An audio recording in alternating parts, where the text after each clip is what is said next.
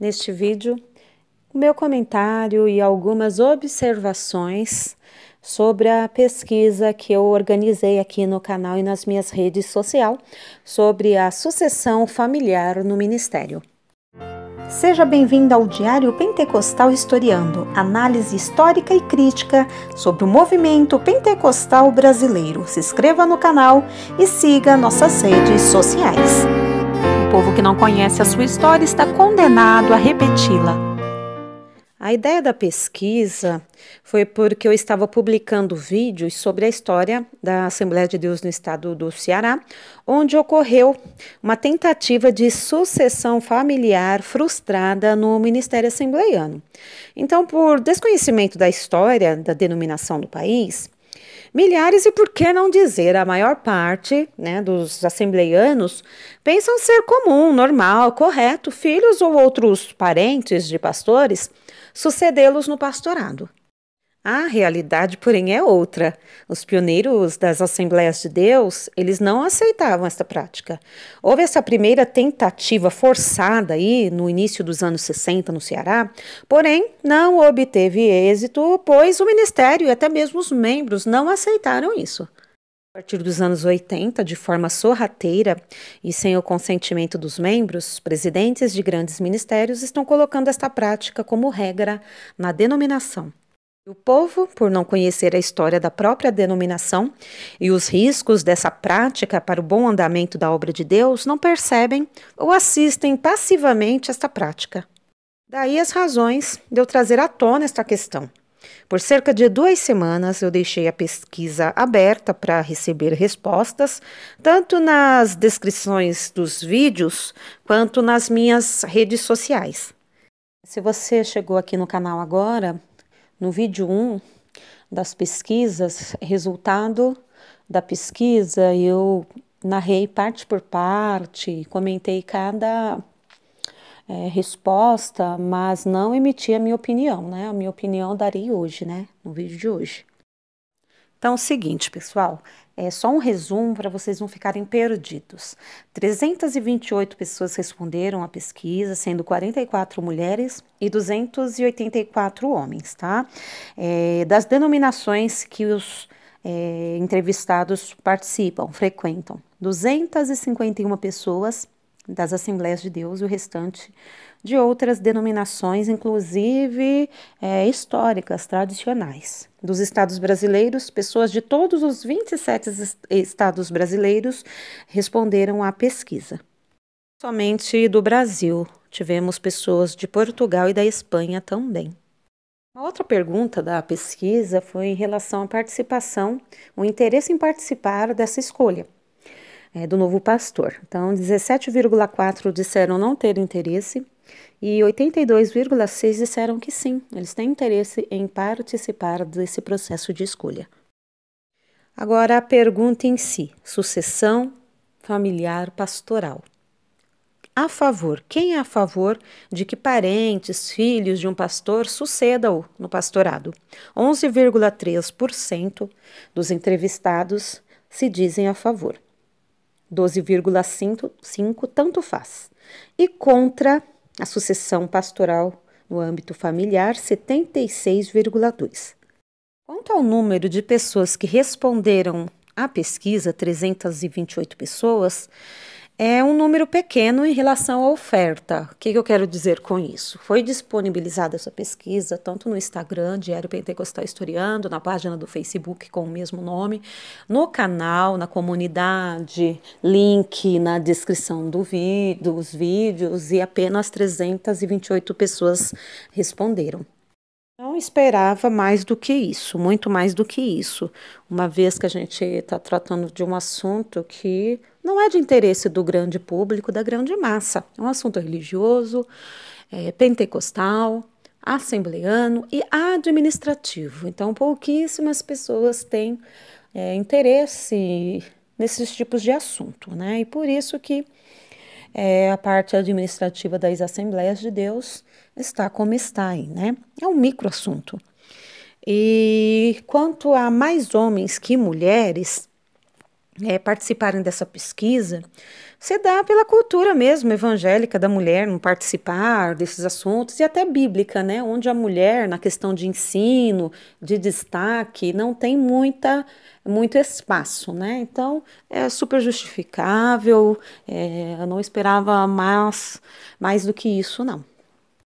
Comentário sobre os 12,5% dos entrevistados que acha assim, tanto faz ser alguém da família, na sucessão ou não.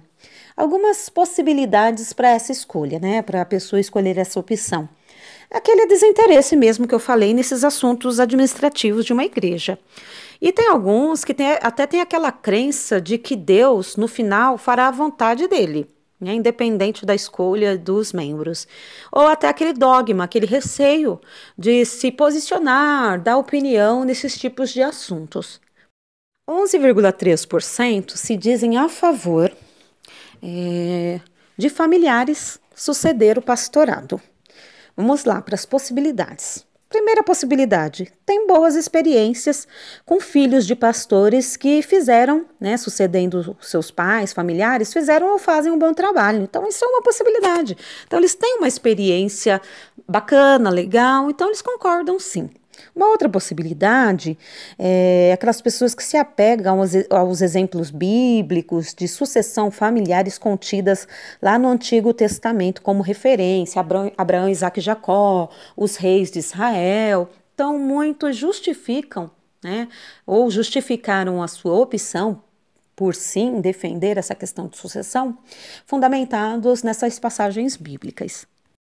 A gente não pode deixar de imaginar que muitos desses aí, 11,3%, podem ter escolhido essa opção por fazer parte de famílias pastorais ou de que, assim, de alguma maneira, eles irão se beneficiar com sucessões familiares no ministério. Os que são contra, 76,2%, uma grande diferença. Isso aí deveria servir de alerta para esses grandes líderes, pois é um aviso claro de que o público assembleano não está satisfeito com essa conduta. Então, pessoal, a minha humilde opinião. Eu não sou a favor, mas também não sou contra. Vai depender do contexto. Porque pode acontecer de ser visível a chamada de Deus na vida de um filho, de um sobrinho, de um neto de pastor. Mas precisa ser visível, não apenas ele, somente ele ou a família dele sentir que ele tem essa chamada.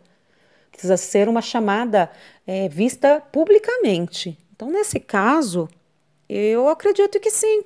A gente não pode impedir uma pessoa que tem chamadas claras para a obra de Deus, para o pastorado, porque ele é parente de um pastor, de alguma maneira. Porém, é o que não vem ocorrendo isso. O que a gente está presenciando são pessoas sendo preparadas em laboratório, não de forma natural, não que se perceba um dom para aquele ministério, e sim preparada para manter esse ministério na família. Então, existe aí interesses diversos e diferente da chamada pura e simplesmente de manutenção, crescimento do evangelho, da obra de Deus. Percebe-se claramente.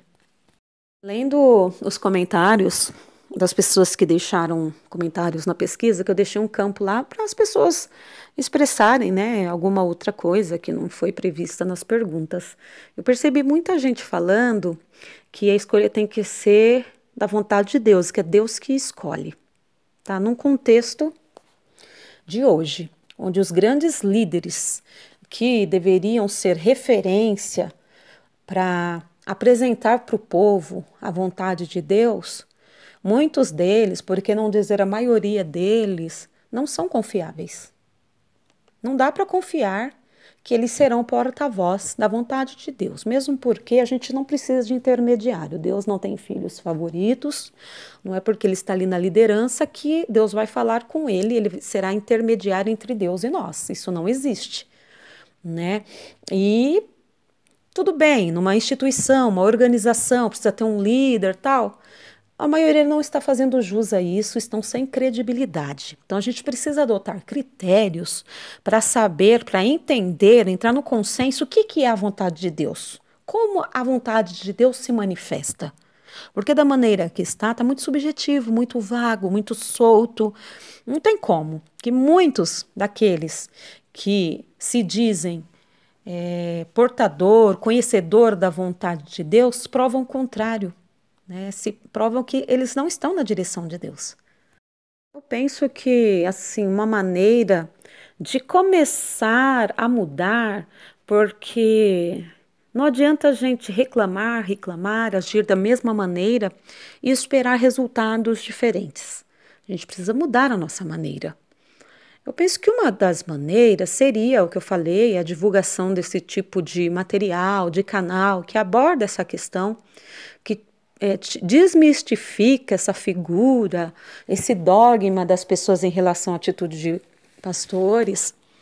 Eu acho que seria interessante. Uma outra maneira também seria importante apresentar esses tipos de assuntos como pauta, como temário das convenções, porque normalmente as convenções têm encontros anuais, bienais, trienais, depende. Então, tem um momento de receber e também não precisa esperar o momento da convenção.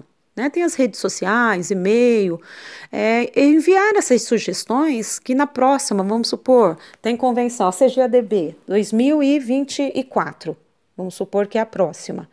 21, 22, 23, 24, 2021, 22, 23, 24. Isso, 24, a próxima, que terá eleição, né? Que a gente pode fazer, lembrando que não precisa esperar as assembleias, isso pode ser enviado antes, por meio, assim, de redes sociais.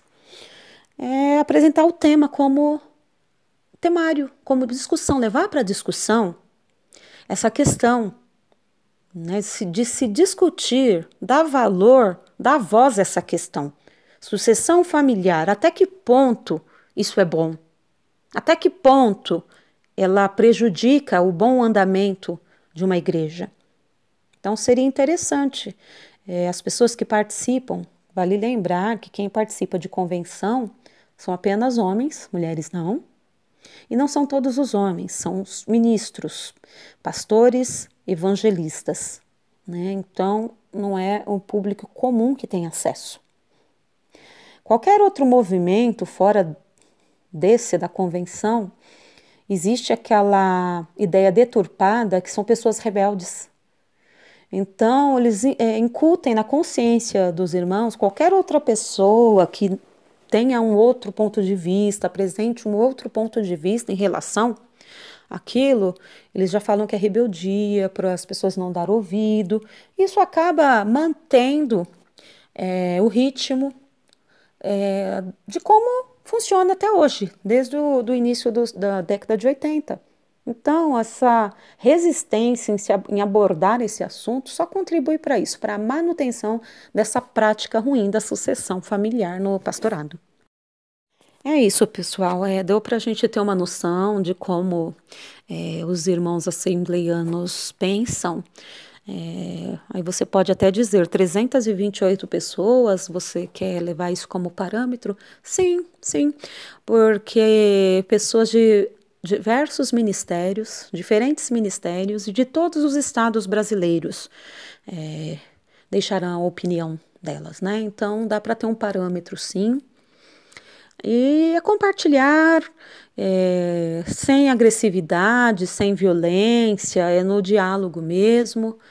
E tudo em prol, assim, do crescimento do reino de Deus mesmo. A gente perceber o que é que está positivo, negativo, o que precisa melhorar aí, visando realmente o crescimento do reino de Deus aqui na Terra, tá bom? Deus abençoe e até o próximo vídeo.